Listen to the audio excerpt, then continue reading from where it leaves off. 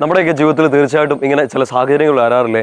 നമ്മളൊരു വലിയ ടാസ്ക്, വലിയൊരു കാലത്തിലൂടെ കടന്നു പോവാണ്, വലിയൊരു സങ്കടത്തിലൂടെ കടന്നു പോവാണ്, വലിയൊരു പ്രതിസന്ധിയെ നമ്മളിങ്ങനെ ഒന്ന് അതിജീവിച്ചുകൊണ്ടിരിക്കുകയാണ്. അപ്പോൾ മുമ്പിൽ മറ്റൊരു പ്രശ്നം കൂടെ വരികയാണ്. ഒരു വലിയ പ്രശ്നത്തെ ഒന്ന് അഭിമുഖീകരിച്ച് ഒന്ന് അതിജീവിച്ച് രക്ഷപ്പെട്ടൊന്ന് കയറി വരുന്നേ ഉള്ളൂ. അപ്പോഴത്തേനും മുമ്പിൽ മറ്റൊരു വലിയ ടാസ്ക്, വലിയൊരു ഉത്തരവാദിത്വം, നമ്മുടെ മുമ്പിൽ അസാധ്യമെന്ന് തോന്നുന്ന വലിയൊരു കാര്യം നമ്മൾ ചെയ്തു തീർക്കേണ്ടതായിട്ട് വരുന്നു.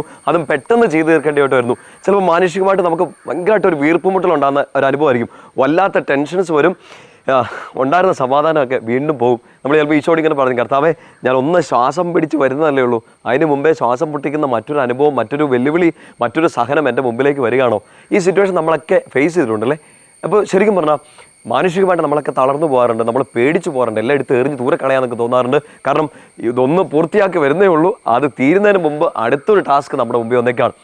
നമ്മൾ ഈ ഒരു സാഹചര്യത്തിൽ, ഇങ്ങനൊരു സാഹചര്യത്തിലൂടെയൊക്കെ നമ്മൾ ആരെങ്കിലുമൊക്കെ കടന്നു പോകുന്നുണ്ടെങ്കിൽ നമുക്ക് വളരെ ശക്തി നൽകേണ്ട വിശുദ്ധ ഗ്രന്ഥത്തിലെ ഒരു വചനഭാഗമാണ് പഴയ നിയമത്തിൽ സക്കറിയ പ്രവാചകന്റെ പുസ്തകം എടുക്കണം. നമ്മുടെ പുതിയ നിയമത്തിൽ മത്തായി സുവിശേഷകന്റെ അടുത്തുനിന്ന് പുറകോട്ട് മറിച്ചാൽ മതി, പെട്ടെന്ന് കിട്ടും. സക്കറിയ പ്രവാചകന്റെ പുസ്തകത്തിൽ നമ്മൾ ബയോയുടെ എപ്പിസോഡുകളൊക്കെ പഠിച്ചപ്പോൾ ഓർക്കുന്നുണ്ടാകും. നമ്മൾ ഈ പഴയ നിയമത്തിലെ പ്രവാചകന്മാരെ കുറിച്ചൊക്കെ പഠിച്ചപ്പോൾ, പ്രത്യേകിച്ച് സക്കറിയ പ്രവാചകനെ കുറിച്ച് പഠിച്ചപ്പോൾ മനസ്സിലാക്കിയിരുന്നു. നിങ്ങൾ ഓർക്കുന്നില്ലെങ്കിൽ ആ ഒരു എപ്പിസോഡൊക്കെ ഒന്ന് പോയി കാണുന്നതല്ലായിരിക്കും, ബൈബിൾ കുറച്ചുകൂടെ ആഴത്തിൽ പഠിക്കാൻ വേണ്ടി.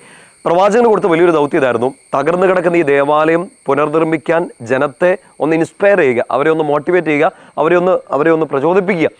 ജനമാണെങ്കിൽ ഈ ബാബിലോൺ പ്രവാസം കഴിഞ്ഞ് തിരിച്ചു വന്നേ ഉള്ളൂ. എല്ലാം നഷ്ടപ്പെട്ട ജനമാണ്. സ്വന്തം വീടോ നാടോ ഇല്ല. ദേവാലയം തകർന്നു കിടക്കുകയാണ്, ചുറ്റുമതിലുകൾ തകർന്നു കിടക്കുകയാണ്. എസ്രായും നെഹേമിയായും ഒക്കെ ഒത്തിരി കാര്യങ്ങൾ ചെയ്യുന്നുണ്ട്.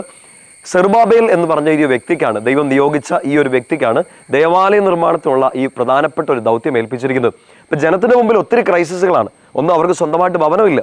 അവർക്ക് അവരുടെ തകർന്നു പോയവരുടെ സാമ്പത്തിക സ്ഥിതികളോ അവരുടെ ആരോഗ്യമോ ഒക്കെ അവർക്കൊന്ന് തിരിച്ചു പിടിക്കാൻ വേണ്ടി അവർ പരിശ്രമിച്ചുകൊണ്ടിരിക്കുന്ന സമയമാണ്.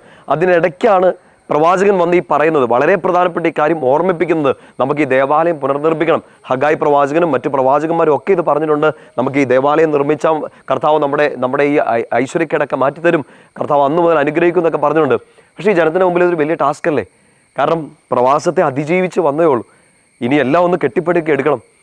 അപ്പോൾ അവർക്ക് കൃത്യമായിട്ട് അറിയാം, അവരുടെ ജീവിതത്തെ അനുഗ്രഹിക്കുന്ന ഈ ദൈവത്തിന് വേണ്ടി, ആ ദൈവത്തെ ആരാധിക്കാൻ വേണ്ടി ഇങ്ങനൊരു ദേവാലയം പണി കഴിപ്പിക്കണം എന്നുള്ളതും ഒരു പ്രയോറിറ്റിയാണ്, അതൊരു മുൻഗണന കൊടുക്കേണ്ട കാര്യമെന്ന് അവർക്ക് നന്നായിട്ടറിയാം. പക്ഷേ അവർ മടുത്തു പോവാണ്, തളർന്നു പോവാണ്, അവർ പേടിച്ചു പോവാണ്. മുമ്പിൽ ഈ വലിയ ടാസ്ക്, ഒരു സ്ഥലത്ത് സ്വന്തം വീട്, മറ്റൊരു സ്ഥലത്ത് അവർക്കെല്ലാം കൊടുക്കുന്ന ദൈവത്തെ ആരാധിക്കാനുള്ള ആലയവും.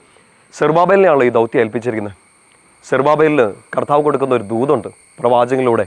ആ ദൂതാണ്, എൻ്റെ പ്രിയപ്പെട്ട സഹോദരങ്ങളെ, ഏതെങ്കിലും തരത്തിൽ ഇങ്ങനെ ഒരുപാട് കാര്യങ്ങൾ ഒരുമിച്ച് ചെയ്യാനുണ്ട്, ഇത് പൂർത്തിയാക്കാൻ ശക്തിയില്ല, ഞാൻ തളർന്നു പോകാനും തോന്നുന്നുണ്ടെങ്കിൽ ഈശോയുടെ പ്രിയപ്പെട്ട മക്കൾ ഈ വചനം ഹൃദയത്തിലായിട്ട് ഏറ്റെടുക്കണം, വിശ്വസിക്കണം.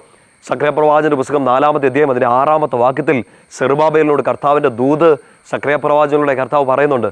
ആ വാക്യം എങ്ങനെയാണെന്നറിയോ? സൈന്യബലത്താലല്ല, കരബലത്താലല്ല, എൻ്റെ ആത്മശക്തിയാൽ അത്രേ. Not by power, not by might, but by my spirit. നിൻ്റെ കരബലമല്ല, നിൻ്റെ സാമ്പത്തിക സ്ഥിതിയല്ല, നിൻ്റെ പാരമ്പര്യങ്ങളല്ല, നിന്നെ ശക്തിപ്പെടുത്തിയ ബന്ധുബലമോ സൗഹൃദ ബലങ്ങളോ അല്ല, എൻ്റെ ആത്മശക്തിയാൽ അത്രേ. പ്രിയപ്പെട്ട സഹോദരങ്ങളെ, വചനം ഒന്ന് കണ്ടുപിടിച്ച്, ബൈബിളൊന്ന് കണ്ടുപിടിച്ച് നിങ്ങളൊന്ന് അടയാളപ്പെടുത്തുകയോ വചനം ഒന്ന് ആവർത്തിച്ച് എഴുതി ഒന്ന് പ്രാർത്ഥിക്കുകയോ ചെയ്യണം. ചുമ്മാ പേപ്പറിൽ എഴുതി വെക്കുക എന്നുള്ളതല്ല, ഹൃദയത്തിലേക്ക് അന്ന് ഉറപ്പിക്കുക.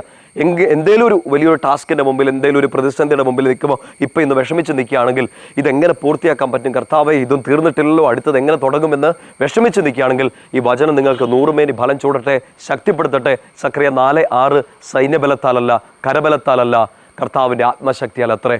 നമ്മൾ മാനുഷികമായിട്ട് തളർന്നു പോകും, നമ്മുടെ ശരീരം തളർന്നു പോകും, നമ്മുടെ മനസ്സിടിഞ്ഞു പോകും, നമ്മുടെ ശക്തി മുഴുവൻ ചോർന്നു പോകും. പക്ഷേ നമ്മുടെ ബലമല്ല, നമ്മുടെ കരബലമല്ല, സൈന്യബലമല്ല, നമ്മളെ സ്നേഹിക്കുന്ന, നമ്മൾ വിശ്വസിക്കുന്ന ആ ദൈവത്തിൻ്റെ ആത്മശക്തിയാൽ, ബൈ ഹിസ് സ്പിരിറ്റ്, ആ പവറിൽ നമ്മളിത് പൂർത്തിയാക്കും. അത് പൂർത്തിയാക്കാനുള്ള വലിയ അഭിഷേകം ഈ വചനത്തിൻ്റെ എല്ലാ കൃപയോടും കൂടി നിങ്ങളേക്ക് ലഭിക്കട്ടെ എന്ന് പ്രാർത്ഥിക്കുന്നു. ഈശോയുടെ നാമത്തിൽ ഞാൻ നിങ്ങളെ ആശീർവദിക്കുന്നു. പിതാവിൻ്റെയും പുത്രൻ്റെയും പരിശുദ്ധാത്മാവിൻ്റെയും നാമത്തിൽ. ആമേൻ.